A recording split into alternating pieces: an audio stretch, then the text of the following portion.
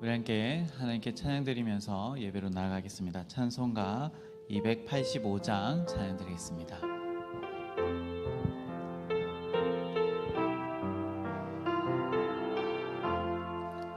주의 말씀 받은 그날 참 기쁘고 복되도다. 이 기쁜 마음 못 이겨서 온 세상에 전하노라. 기쁜 날 주 나의 죄 다시 쓴 날 늘 깨어서 기도하고 늘 기쁘게 살아가리.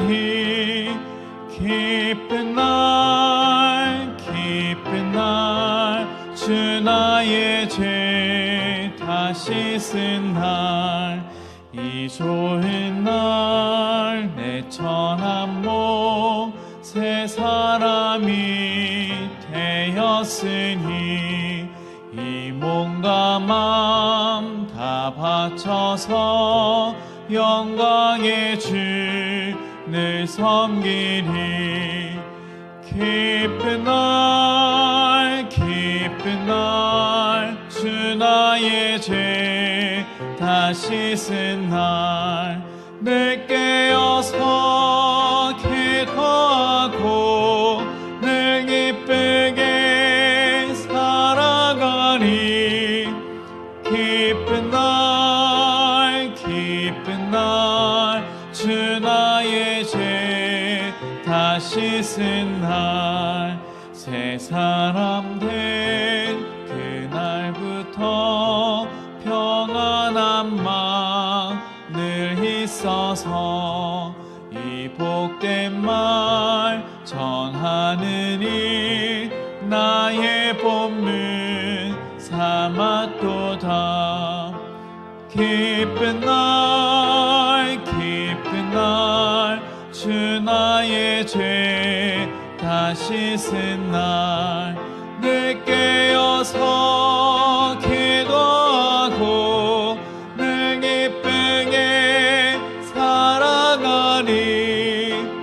기쁜 날 주 나의 죄 다시 쓴 날. 아멘.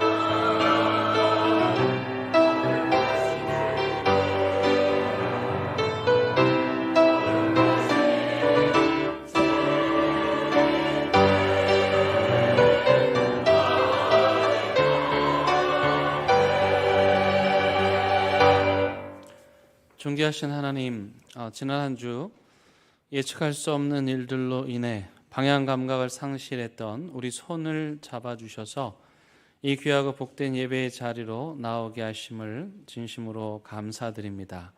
이 시간 흐트러졌던 우리 마음과 생각에 영광의 빛을 비추어 주시어 진리를 바라보게 하시고 신실하고 진실한 마음으로 성삼위 하나님을 전심으로 예배하게 하시기를 예수 그리스도의 이름으로 간절히 기도드립니다. 아멘.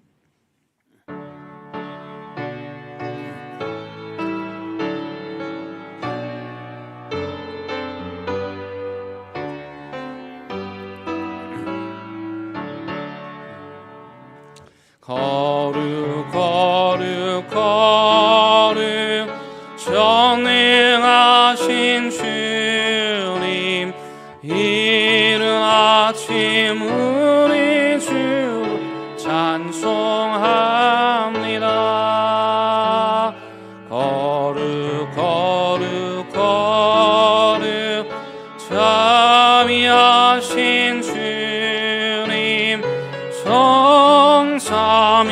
일체 우리 주로다.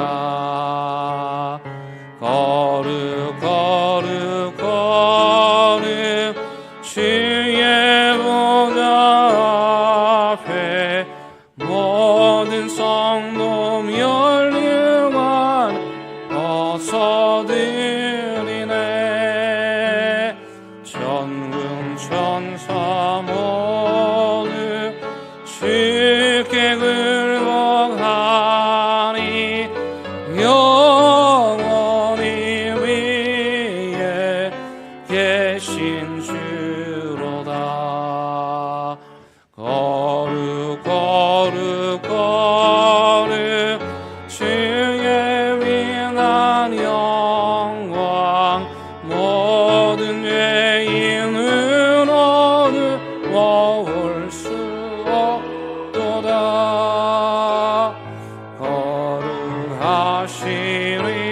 거룩하시리가 주님밖에 없네. 온전히 전능하신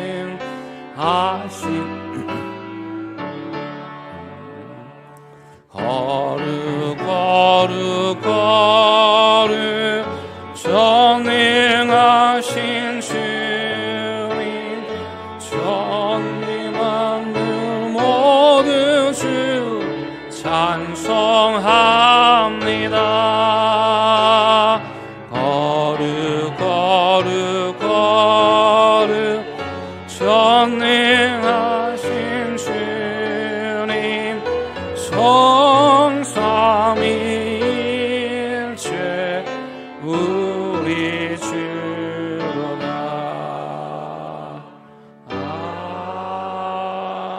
아멘. 어찌하여 이방 나라들이 분노하며 민족들이 헛된 일을 꾸미는가?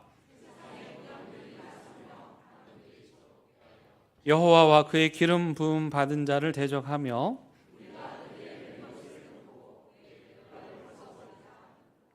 하늘에 계신 이가 웃으시며 그때 분을 바라며 진노하사 그들을 놀라게 하여 이르시기를 내가 여호와의 명령을 전하노라. 여호와께서 내게 이르시되 내게 구하라. 내가 이방 나라를 내 유업으로 주리니. 아멘. 나는 전능하신 아버지 하나님 천지의 창조주를 믿습니다. 나는 그의 유일하신 아들 우리 주 예수 그리스도를 믿습니다. 그는 성령으로 잉태되어 동정녀 마리아에게서 나시고 본디오 빌라도에게 고난을 받아 십자가에 못 박혀 죽으시고 장사된 지 사흘 만에 죽은 자 가운데서 다시 살아나셨으며 하늘에 오르시어 전능하신 아버지 하나님 우편에 앉아 계시다가 거기로부터 살아있는 자와 죽은 자를 심판하러 오십니다. 나는 성령을 믿으며 거룩한 공교회와 성도의 교제와 죄를 용서받는 것과 몸의 부활과 영생을 믿습니다. 아멘. 시간 자리에 앉으셔서 하나님과 여러분만이 아는 은밀한 죄를 침묵 가운데 고백하겠습니다.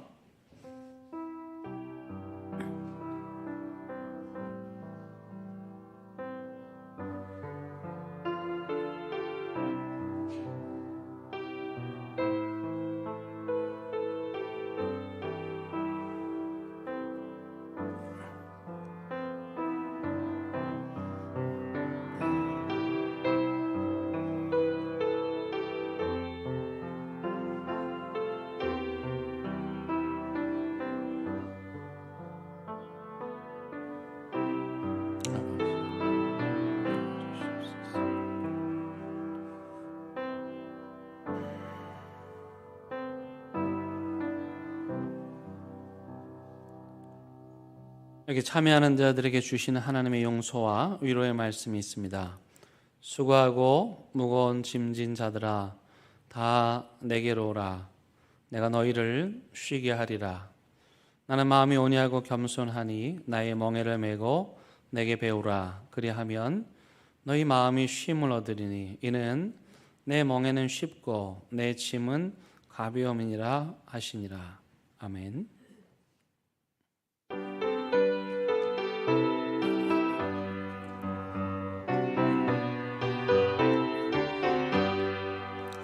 편찮는 주님의 사랑과 거룩한 모혈의 공로를 우리 다 찬양을 합시다. 주님을 만나볼 때까지 예수는 우리를 깨끗게 하시는 주시니 그의 피 우리를 눈보다 더 희게 하셨네. 우리를 깨끗게 한 피는 무궁한 생명의 물이세. 생명의 구원을 받은 자 하나님 찬양을 합시다. 예수는 우리를 깨끗게 하시는 주시니 그의 피 우리를 눈보다 더 희게 하셨네. 주님의 거룩한 보혈을 날마다 입으로 간증해 담대히 싸우며 나가세. 천국에 들어갈 때까지 예수는 우리를 깨끗게 하시는 주시니 그의 피 우리를 눈보다 더 희게 하셨네. 십자가 단단히 붙잡고 날마다 이기며 나가세. 머리에 면류관 쓰고서 주 앞에 찬양할 때까지 예수는 우리를 깨끗게 하시는 주시니 그의 피 우리를 눈보다 더 희게 하셨네.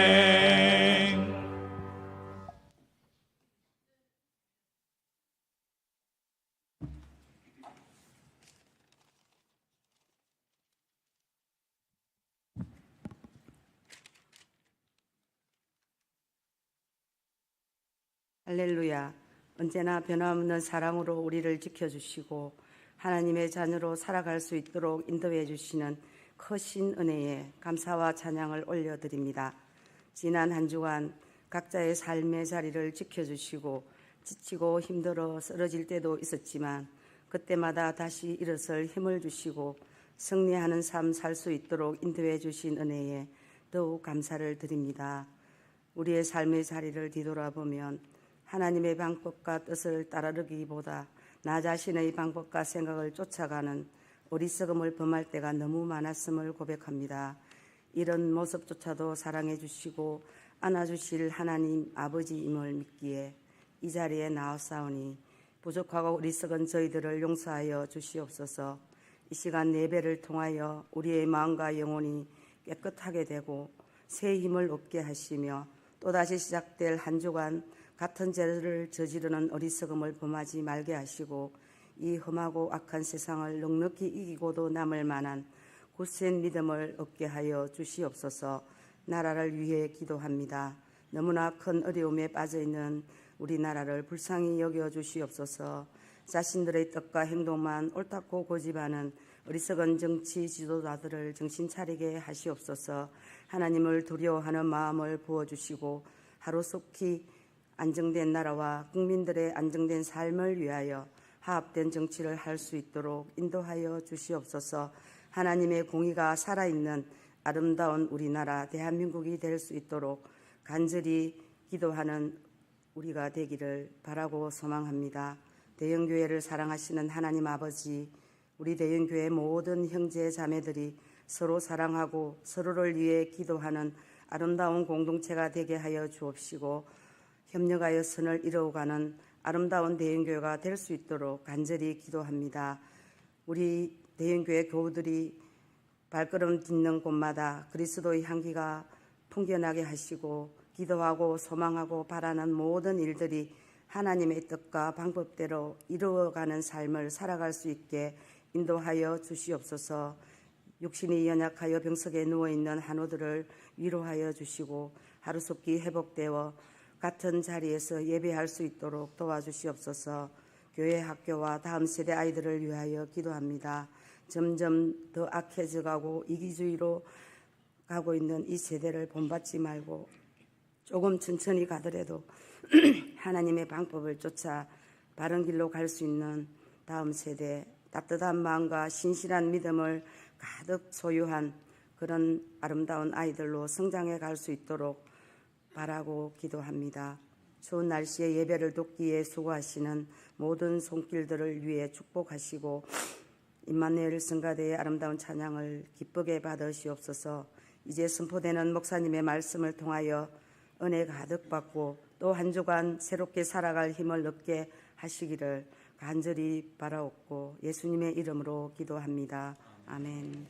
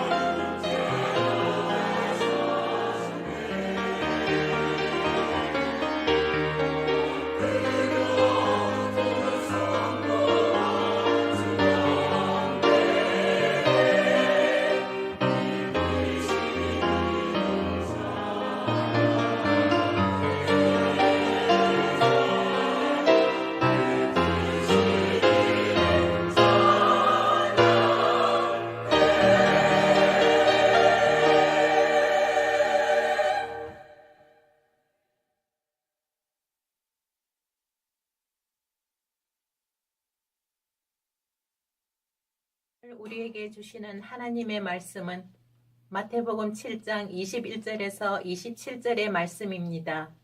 하나님의 말씀을 봉독하겠습니다. 하나님의 말씀을 경청하시기 바랍니다.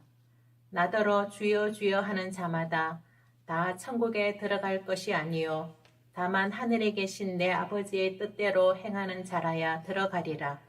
그날에 많은 사람이 나더러 이르되 주여 주여 우리가 주의 이름으로 선지자 노릇하며 주의 이름으로 귀신을 쫓아내며 주의 이름으로 많은 권능을 행하지 아니하였나이까 하리니 그때에 내가 그들에게 밝히 말하되 내가 너희를 도무지 알지 못하니 불법을 행하는 자들아 내게서 떠나가라 하리라.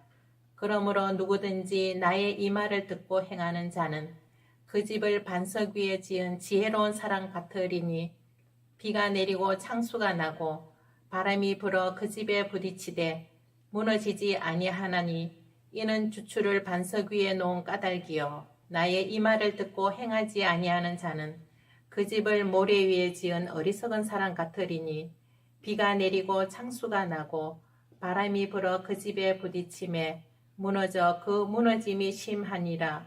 아멘. 이것은 하나님의 말씀입니다. 아멘.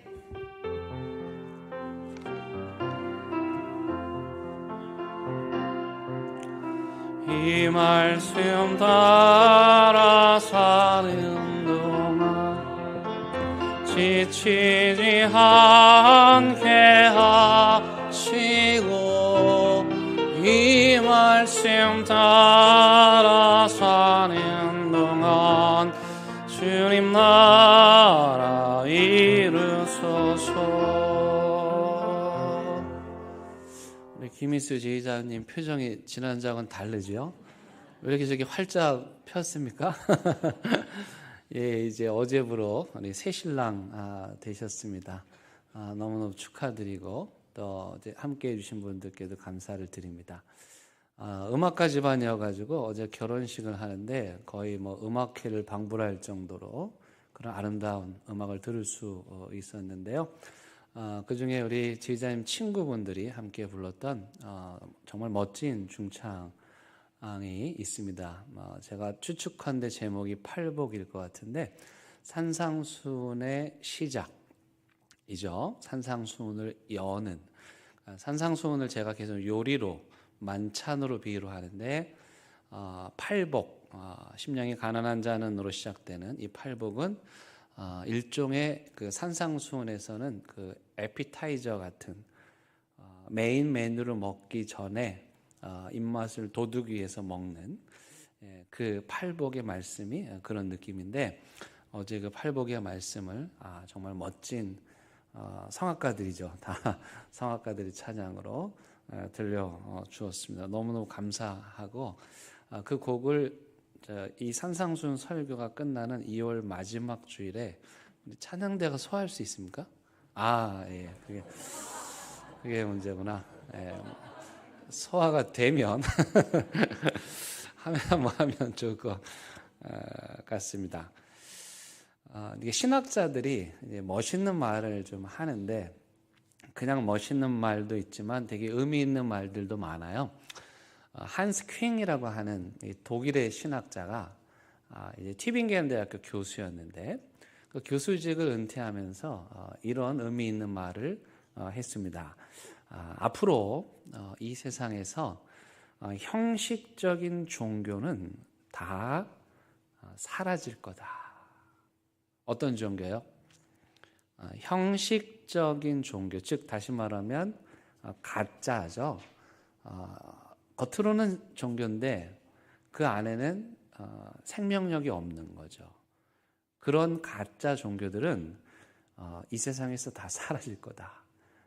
평생 신학교에서 가르쳤던 교수님이 은퇴하시면서 한 말이니까 꽤 우리가 새겨 들을 만한 말이죠. 예를 든다면 이런 것입니다. 기독교가 됐든 불교가 됐든 천주교가 됐든 이름은 종교라 할지라도 그 안에 생명력을 잃어버리면 그건 없어질 거라는 거예요. 또는 그 이런저런 단체들이 있죠. 자기들이 막 이렇게 대표가 되고 선교회를 만들고 뭐 기관을 조직하고, 부산만 해도요 기관이 얼마나 많은지 몰라요. 물론 선한 의도로 전도나 선교를 위해서 만들어진 단체들인데요. 다 기독교라는 이름으로 등장하고 있어요. 종교라는 이름으로 등장하고 있지만 한스킹 교수님의 말에 따르자면 그런 종교들이라 할지라도 그 안에 생명력이 없으면, 가짜면 결국은 다 없어질 거다, 그런 말을 했습니다. 근데 여러분, 아이러니한 거는 그런 가짜 형식적인 종교들은 이 교수님 말대로 없어질지도 모르겠어요. 가능성이 매우 높아요. 근데 안 없어지는 게 있어요. 그게 뭐냐면 우리 인간 안에 있는 그 내면의 영적인 갈급함이에요. 그러니까 종교라는 어떤 틀은 사라질지 모르지만 그 종교 안에 있는 그 인간의 내면, 그 진실함을 향한, 그 진리를 향한 그 인간의 내면의 영적인 갈급함은요, 그건 사라질 수가 없는 거예요. 그래서 이 한스킹 교수님 말대로 하면 종교가 없어지니까 절망일까? 사실은 그렇지 않고 오히려 인간의 내면에는 그 가짜 종교들로 인해서 지치고 또 방황하는, 길을 잃은 그 영적 갈급함이 더 뜨거워질 수 있다는 거예요. 그래서 이것을 저는 두 개로 한번 표현해 보려고 그래요. 하나는 생명력을 잃은 이 한스킹 교수님이 말한 가짜 종교, 이거는 내용적으로는 아무것도 없고 겉으로는 번지르한 거, 이걸 우리는 그냥 종교라고 한번 불러봐요. 반면에 이 내면에 있는, 인간이라면 누구나 진짜에 대한, 진리에 대한 갈망이 있는데, 그런 영적 갈망을 가진 사람들을 우리가 영성 있는 사람이라고 얘기를 해보면, 우리 인간 내면의 영적인 갈급함이 비로소 진리를 만날 때, 그때 살아있는 거죠. 내 영적 갈급함이 원하던 진리를 만나서 전기가 찌릿 통하는 거예요. 이걸 영성이라고 그러고, 그 진리는 그 진리를 찾은 사람들에게 무엇을 가져다 주냐면 생명력을 가져다 주는 거예요. 그런 사람들이 모여서 또 하나의 종교의 틀을 만들겠죠. 그런 의미에서 본다면 가짜는 사라지지만 그러나 진짜 종교는 이 지구상에서 영원히 사라질 수 없는 거예요. 자, 이 형식적인 종교, 한스킹 교수님이 말한 종교와 제가 지금 이야기한 영성, 틀은 상관이 없고 내면의 영적 갈급함이 진리를 만나서 느끼는 희열과 기쁨, 이건 영원히 사라지지 않을 거예요. 이 두 개를 확연하게 보여주는 그 성경의 이야기가 있는데, 요한복음 5장에 가면은 베데스다라고 하는 연못에서 벌어지는 사건을 이야기하고 있습니다. 여러분, 베데스다 연못, 옛날에 성경 퀴즈 많이 나왔잖아요. 그 베데스다 연못에서 어떤 일이 일어났습니까? 연못이 이렇게 크진 않아요. 근데 이제 예루살렘 안에 있는 사람들이 이제 거기 가서 물을 먹고 하는 곳이죠. 그 연못의 주변에 누가 있었냐면은 온갖 병자들이 거적대기를 깔고 주변에 누워 있었어요. 다리 저는 사람, 보지 못하는 사람, 혈기 마른 사람, 각종 병자들이, 환자들이, 병원도 아닌데 베데스다 연못 앞에 있었던 거예요. 여러분 상상을 해보세요. 얼마나 고통스럽겠습니까?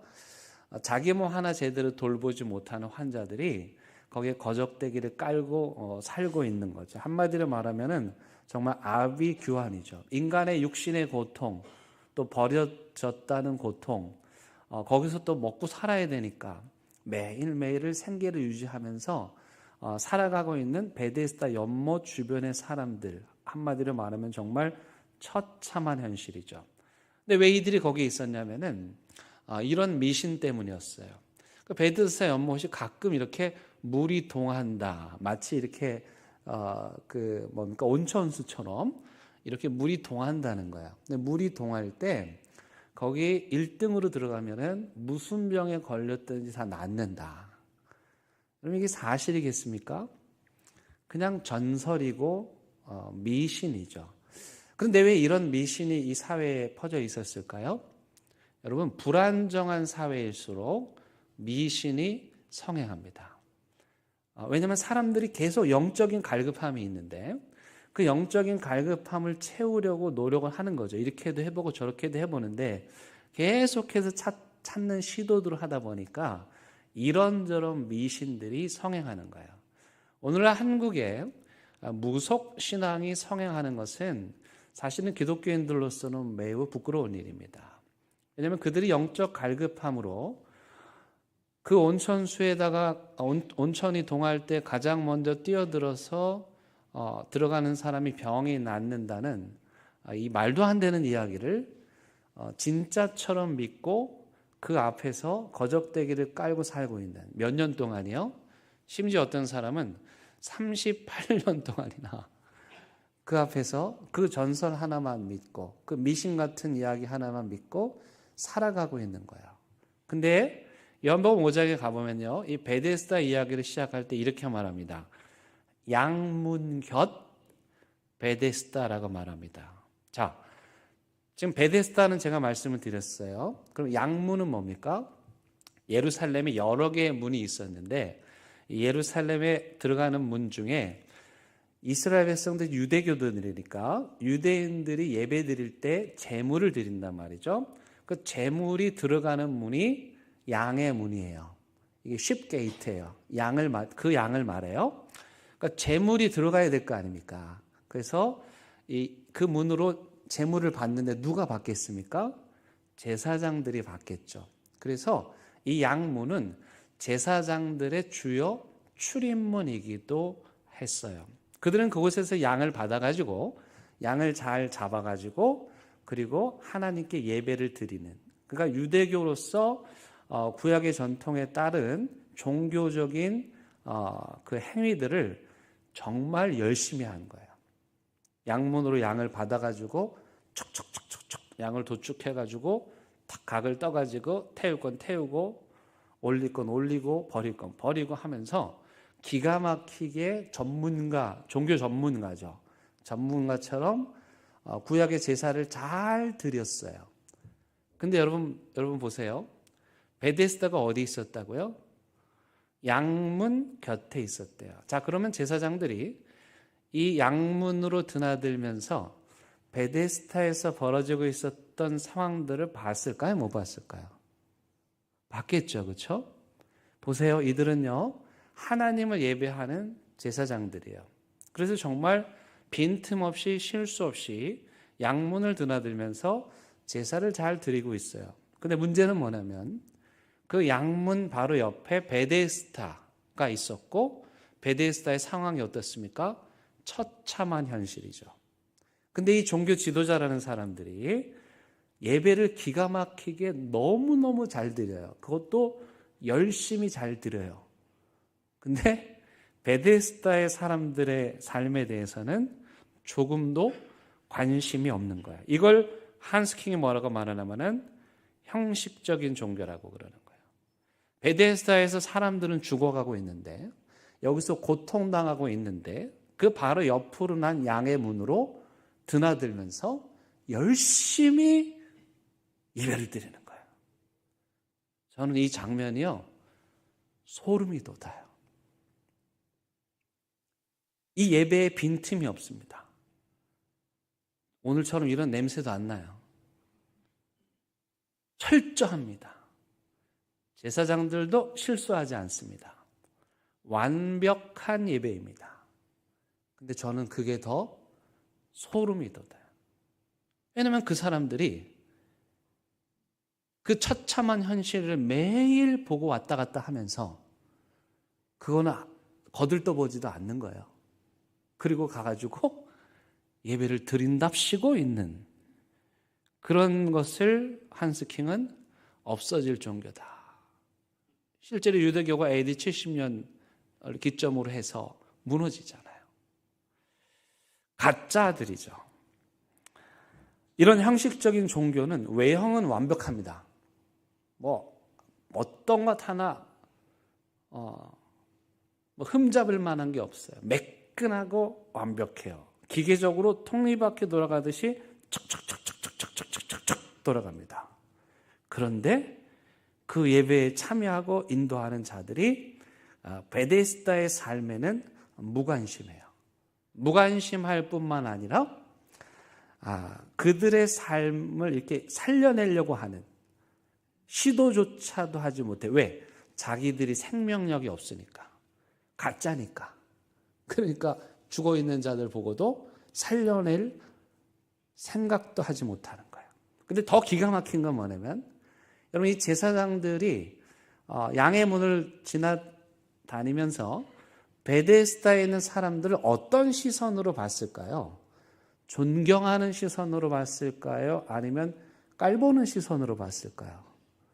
깔보고 위에서 아래로 내려다보면서 아이고 저 하나님으로부터 버림받은 것들, 예배도 제대로 드리지 못하는 것들, 이렇게 비난과 조소의 눈빛으로 그들을 바라보면서 지나다녔을 거예요. 우리가 보통 철학자 니체를 이야기하면 우리 기독교인들은 니체가 무슨 말을 했죠? 이거 봐요. 이거 니체를 몰라도 이건 다 알아. 니체가 신은 죽었다. 그러므로 니체는 나쁜 놈이다. 뭐 이러는데 니체가 아주 훌륭한 철학자입니다. 이 니체가 베데스다와 같은 이 처참한 세상을 뭐라고 표현했냐면은 핏기 없는 세상 이렇게 말했어요. 생명력이 없으니까 피가 안 도니까 얼굴이 창백하겠죠. 표정이 없는 거죠. 감정이 없는 거예요. 그 죽어있는 상태를 이 니체는 핏기 없는 세상이다. 그러면서 분노하는 거예요. 누가 우리를 이렇게 핏기 없는 세상으로 만들었는가. 그러면서 니체는 그 시대에 주류 종교, 기독교죠. 그 기독교가 베데스다의 사람들을 살릴 생각을 하지 않고 베데스다 사람들을 위에서 아래로 깔보면서 너 이것도 안 하고 저것도 안 하고 이것도 안 지키고 저것도 안 지키고 정죄하고 있는 그들이 믿는 신, 그 신이 죽었다는 거예요. 그러니까 알고 우리가 얘기를 해야 되는 거죠. 이 니체의 말 속에는 조소가 들어있는 거죠. 베데스다 연못을 드나들면서 깔끔하게 제사는 잘 드리는데 베데스다 사람들을 살려내지 못하고 오히려 종교적으로 억압하는 그 사람들이 믿는 신, 그런 신이라면 우리에게 필요 없지. 그런 신은 죽은 거야. 그러니 우리가 이 핏기 없는 세상을 혈색이 도는 살아있는 생명력 있는 세상으로 만들어야 된다. 이게 니체 철학입니다. 근데 문제는 뭐냐면은 우리는 이 세상을 살아가면서 가짜와 진짜를 어떻게 구분하냐는 거죠. 종교적인 게 외형적으로 완벽해요. 대한예수교 장로회 통합측 교단에 소속돼 있고 부산로에 소속돼 있고 외형적으로는 완벽한데, 근데 우리가 그게 진짜인지 가짜인지를 어떻게 구분하느냐. 다시 말하면 형식적인 종교와 정말 영성이 살아있는 진리를 찾는 자들에게 그 진리를 전해주고 그들을 살려주는 그 진짜 종교, 이 두 개를 우리가 어떻게 구분할까? 어떻게 할까요? 오늘 마태복음 우리에게 아주 명확하게 말해주는데요. 7장 15절 거기 보니까 이런 말씀이 나와요. 거짓 선지자들을 삼가라. 양의 옷을 입고 너희에게로 나오나 속에는 노략질하는 일이라. 그들의 뭘로요? 열매로 그들을 알지니 가시나무에서 포도를 또는 엉겅퀴에서 무화과를 따겠느냐? 이와 같이 좋은 나무마다 아름다운 열매 맺고 못된 나무가 나쁜 열매 맺나니 좋은 나무가 나쁜 열매를 맺을 수 없고 못된 나무가 아름다운 열매를 맺을 수 없느니라. 예수님이 말하는 거예요. 이 세상에 가짜가 있다는 거예요. 거짓 선지자. 선지자는 선지자인데 거짓 선지자가 있다는 거예요. 그럼 우리가 어떻게 그걸 구분하느냐? 그 사람의 열매를 통해서 안다는 거죠. 여러분들 사람을 사귈 때 그 사람이 진짜인지 가짜인지 어떻게 알 수 있나? 말은 뻔질하게 잘 알 수 있으니까 그가 삶으로 맺는 열매를 통해서 알 수 있는 거예요. 그 교회가 우리 교회 이름하고 비슷한 교회가 또 있는데 저 유엔공원 옆에 그 교회가 진짜인지 가짜인지 어떻게 알 수 있습니까? 그 교회가 맺는 열매를 보면은 알 수 있어요. 왜요? 가짜는요, 진짜를 열매 맺을 수 없어요. 예수님 너무너무 생생하게 말씀하시잖아요. 우리가 이해를 못하니까 오죽하면 이렇게 말씀하십니까?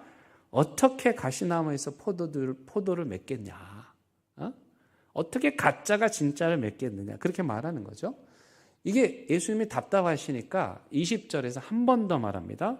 이러므로 그들의 열매로 그들을 알리라. 여러분 유튜브가 좋은 점이 있습니다. 우리에게 많은 다양한 또 교회 정보들, 좋은 말씀들, 뭐 간증들 이런 것들을 우리가 여기 집에 앉아서 다 들을 수 있게 해주니까. 그러나 한편으로 보면 폐해도 있습니다. 이 유튜브 안에는요 온갖 사이비 이단들이 활개를 치고 있습니다. 여러분 심지어 찬양 들을 때조차도요. 여러분 그라시아스 찬양대는요 이단입니다. 근데 찬송가 우리랑 똑같이 부르면 심지어 더 멋지게 불러요. 그러니까 여러분들이 그런 거 타고 다니시다 보면은 이단 찬양대 찬양을 들을 수도 있는 거예요. 코로나 기간 동안에 이 가짜들이 참 많이 나왔었습니다. 많은 기독교인들이 현혹됐죠. 완전히 뭐 다른 종교, 다른 교파면 모르겠는데 목사라고 말하고 선교사라고 말하는 거예요. 데이비드 차라는 사람이 있었는데 코로나 기간 동안에 엄청나게 많은 사람들을 현혹시켰어요. 실제로 기독교인들이 거기 많이 빨려 들어갔어요. 뭐 그분이 뭐 이렇게 이상하고 하니까 물론 저 같은 사람은 딱 보면 알죠. 근데 결과가 무엇입니까? 그가 어떤 열매를 맺었죠? 최근에 성 문제가 드러났고 돈 문제가 드러났어요. 그들의 뭘로요? 열매로 그들을 아는 거예요. 근데 문제는 이제 거기 가가지고 그 사람 열매 맺을 때까지 이제 빠져 있는 사람들이 문제죠.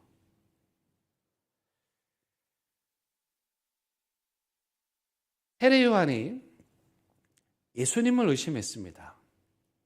저 예수님과 친했죠, 사실은.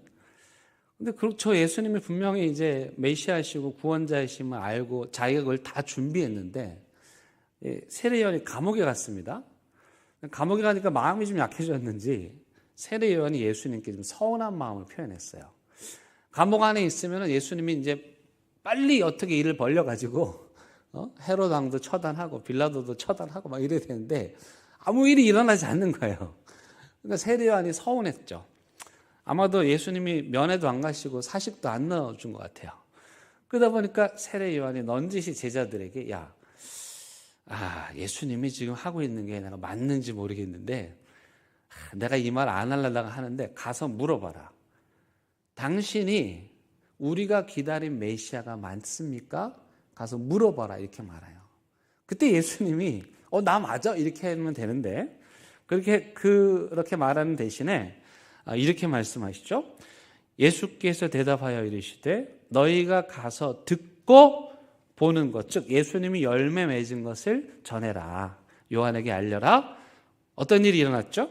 맹인이 보며 못 걷는 사람이 걸으며 나병 자가 깨끗함을 받으며 못 듣는 자가 들으며 죽은 자가 살아나며 가난한 자에게 복음이 전파된다 하라. 우리는 말귀를 못 알아듣는데 세례 요한은 말귀를 알아들었습니다. 이 일이 누구의 일입니까?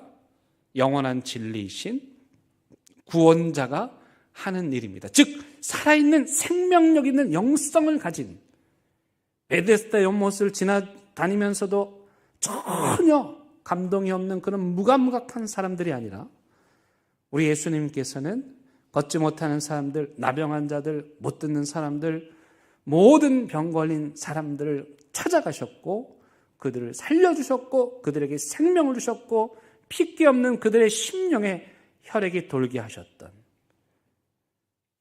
그 일을 내가 지금 하고 있다 말씀한 거죠. 베데스다 연못에 예수님께서 가셨습니다. 그 제사장들은 한 번도 가지 않았는데 우리 예수님 베데스다로 가셨어요. 거기 갔더니 38년, 야 진짜 아직 38 안 된 분도 여기 계시죠. 38년을 거기에 누워가지고 되지도 않을 일을 거기 해가지고 얼마나 불쌍해요. 예수님 그를 가서 일으켜 주시죠. 그 주류의 종교들, 번지를 하고 멋진 종교들, 제사장 옷을 멋지게 입고 양을 진짜 기가 막히게 몇 초 안에 다 잡는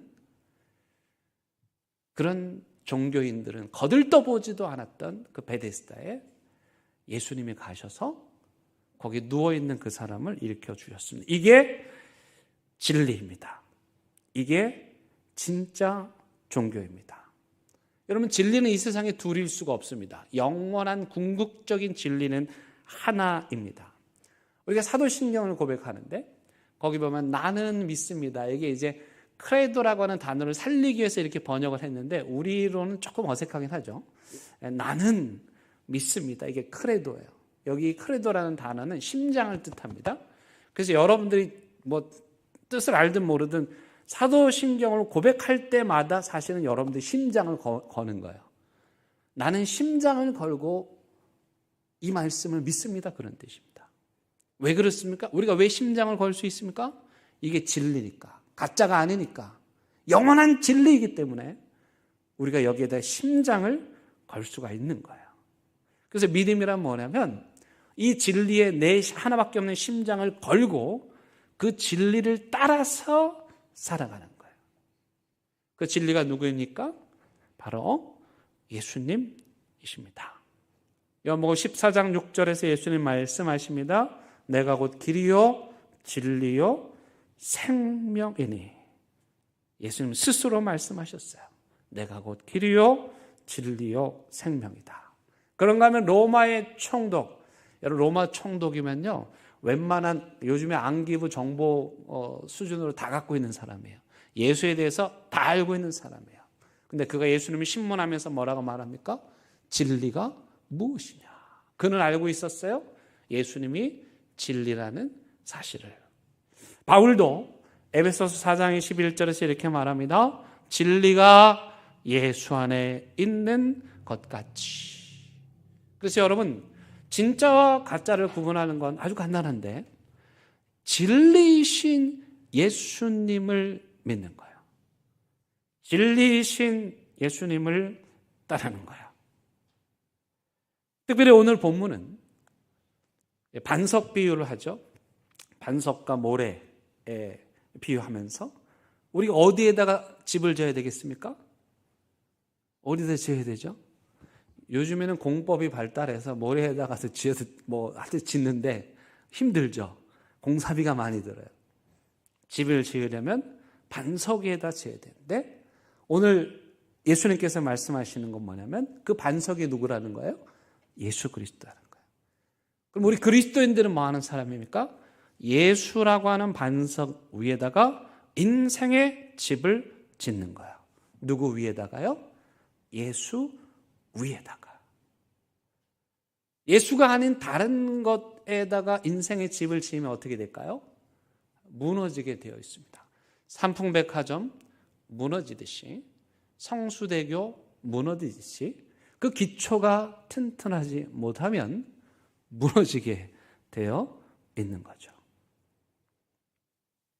그러므로 하나뿐인 우리의 인생을 어디에다가 집을 지어야 된다고요? 예수 위에. 그리스도 진리 위에 집을 지어야 하는 거예요. 그럼 이렇게 말하면 또 추상적이죠. 아니 예수 위에 어떻게 집을 지어? 그분이 반석인 건 알겠는데 예수 위에 집을 짓는다는 말씀은 여러분 24절 말씀 보시기 바랍니다. 그러므로 누구든지 나의 이 말을 어떻게 해요? 듣고 행하다. 여기 보니까 예수님의 말씀을 두 가지입니다. 듣고 그다음에 어떻게 해요? 행한다.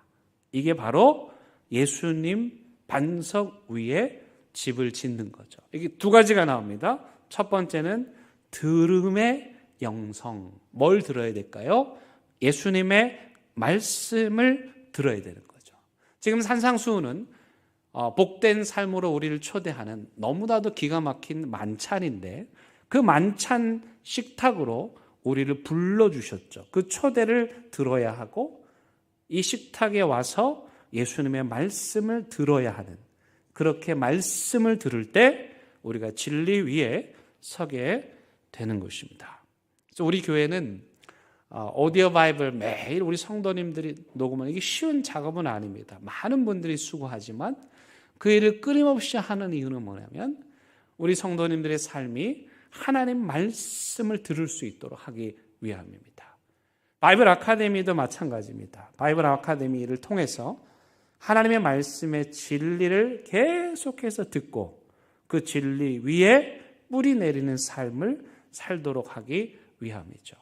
여러분, 그래서 하나님의 말씀을 듣는 것이 진리 위에 우리 인생의 기초를 세우는 것입니다.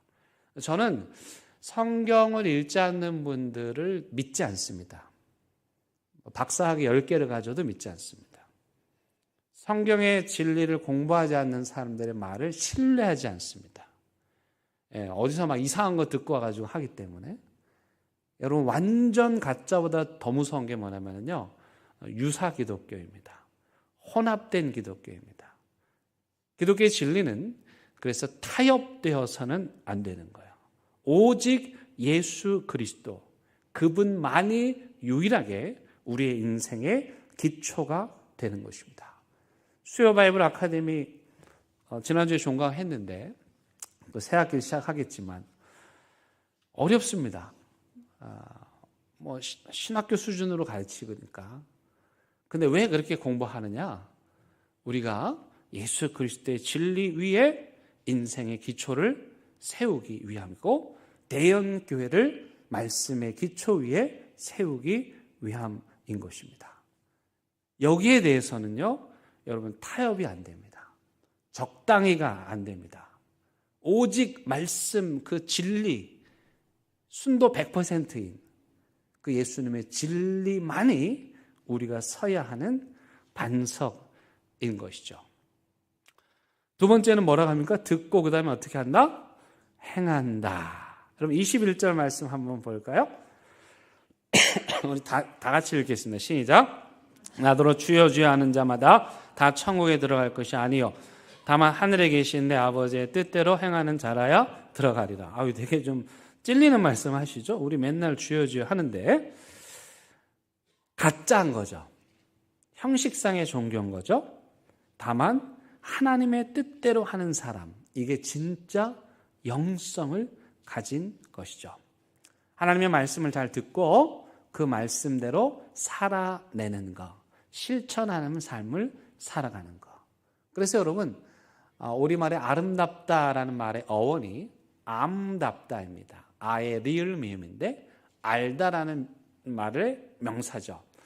그러니까 이 알미라고 하는 것은 그 알을 그 실천할 때 아름답다고 하는 거죠. 예수님을 알고 그 진리 위에 서면 그분의 뜻대로 살아가는 것, 그런 삶이 아름다운 삶이라고 말할 수가 있는 거예요.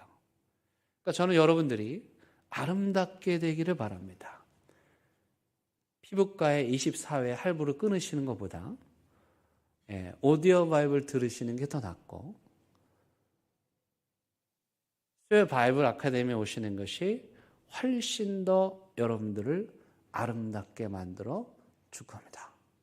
여러분 진리를 만나면 그 말씀에 깊어지면 너무너무 행복하고 핏기 없던 얼굴에 핏기가 돌고 혈액이 돌아서 여러분 예뻐 보이고요. 건강해 보이고요. 잘생겨 보입니다. 다만 여기서 주의할 것이 있습니다. 제가 지금 산상수훈을 이제 2달 동안 할 텐데 우리 신년 새벽기도 때부터 근데 자꾸 제가 그 안에 그 메인 디시 주 메뉴에는 들어가지 않아요. 그 이유가 뭐냐면 그 메인 디시들이 원수를 사랑하라, 핍박하는 자들을 위해서 기도하라 이런 것들이에요.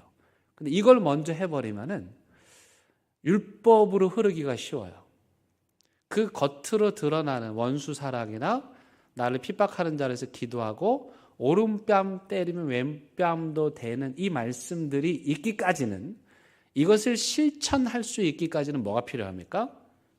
그 전에 먼저 우리가 예수 위에 서 있어야 돼요. 지난주 말씀에 따르면 좁은 문 안으로 들어가는, 그러니까 예수 안에 있는 게 먼저고 예수 위에 있는 게 먼저예요. 그러니까 이거 없이 예수님 안에도 들어가지 않고 예수님 위에도 있지 않는데 교회 왔더니 원수를 사랑하라. 갑자기 내가 원수를 사랑하려고 하는데 안 되니까 괴롭고 가끔 100명 중에 1명, 1000명 중에 1명 원수를 사랑했네. 근데 그 사람 막 우월감에 빠지고 내가 더 저 사람들보다 낫다 이렇게 생각하는 그걸 율법주의라고 그러는 거예요.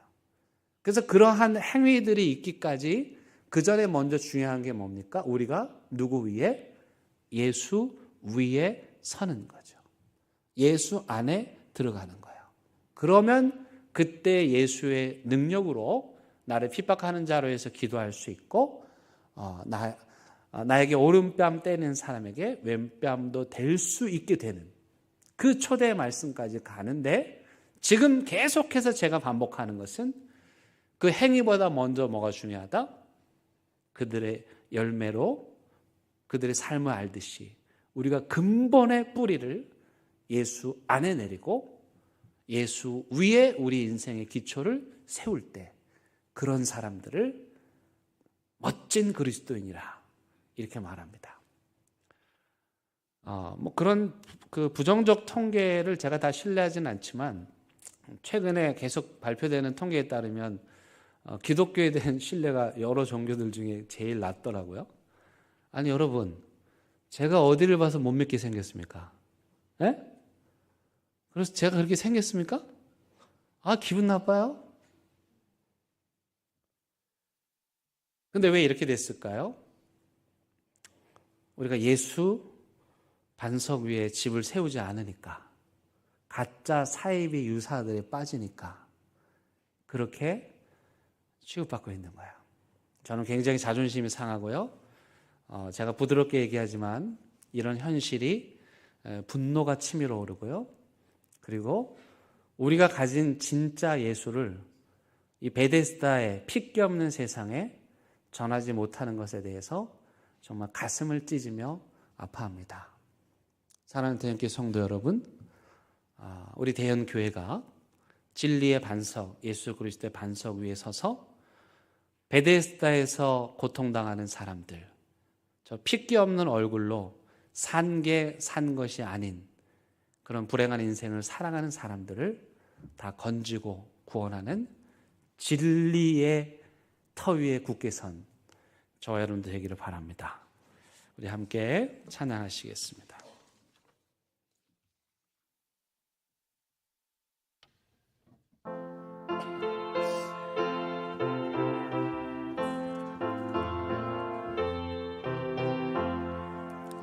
이 몸의 소망 무언가 우리 주 예수뿐일세. 우리 주 예수밖에는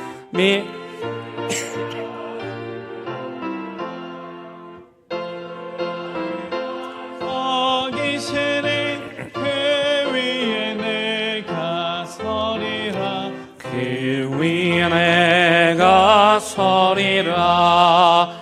무섭게 바람 부는 밤 물결이 높이 설렐 때 우리 주 크신 은혜에 소망의 낯을 주리라. 주 나의 반석이시니 그 위에 내가 서리라. 그 위에 내가 서리라.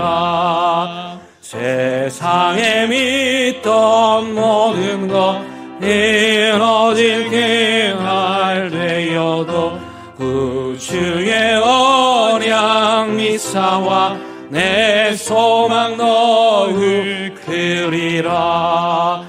주 나의 반석이시니 그 위에 내가 서리라. 그 위에 내가 서리라.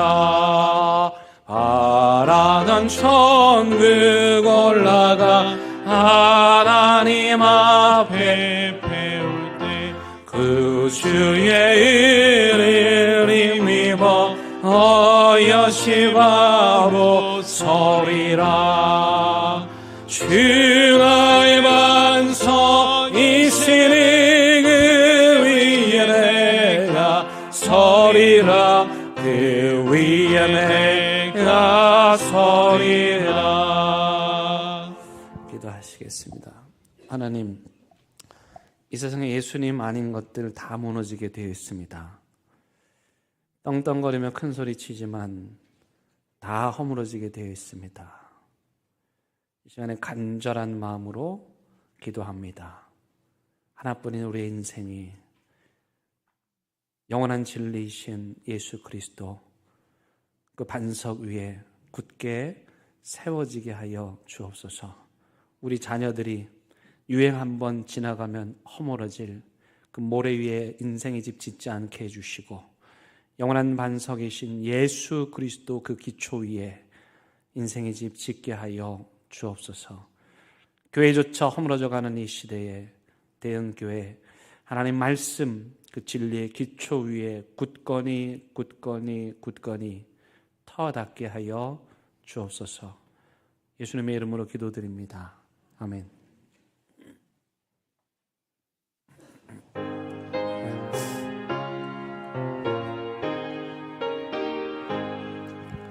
진리와 생명 되신 주, 이 몸을 바치옵니다. 믿음과 소망 사랑에 한 마음 되게 하소서. 아멘.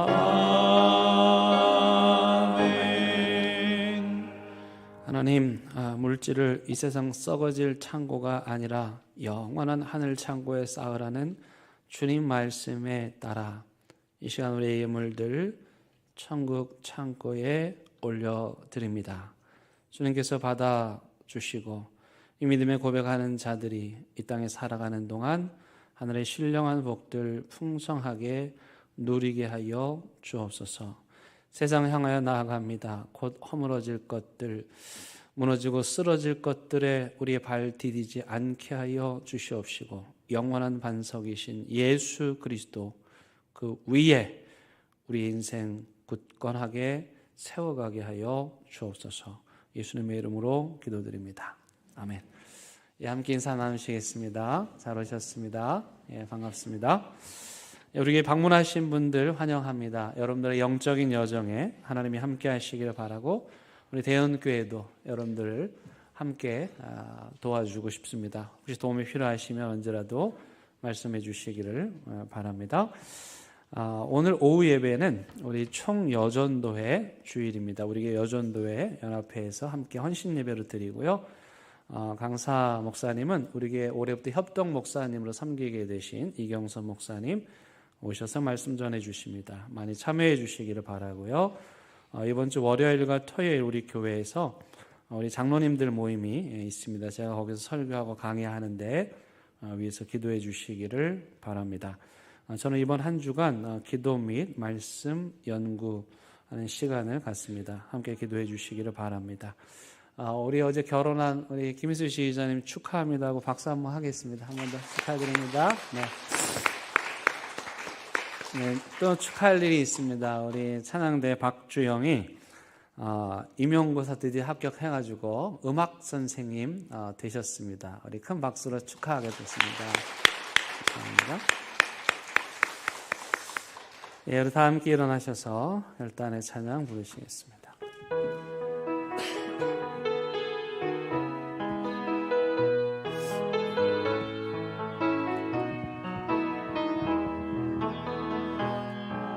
그 선하님의 고요히 감사하여 그 놀라운 평화를 누리며 나 그대들과 함께 걸어가네. 나 그대들과 희망을 연해. 신에서 밝히신 작은 촛불이 어둠을 헤치고 타오르네.